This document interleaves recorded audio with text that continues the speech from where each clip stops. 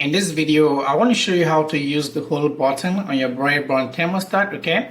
So this is the hold button right here, and this button is used to set a fixed temperature, and that's going to override your program, okay?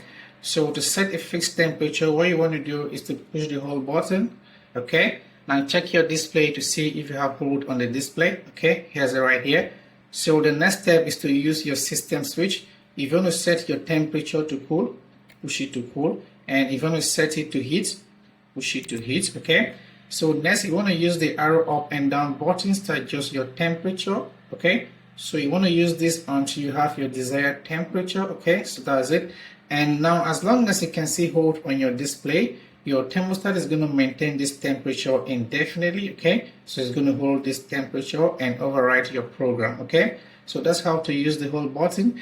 And if you want to get it off hold mode, hit the hold button, and now your thermostat is off hold mode and is back to your program, okay? So your thermostat is now going to change temperature on its own, okay? So that's how to use the hold button. It's used to set a fixed temperature to override your program, okay? So that's it. I hope this video helps you, and if so, please consider subscribing to my channel for more videos like this. Thank you for watching. See you in the next one.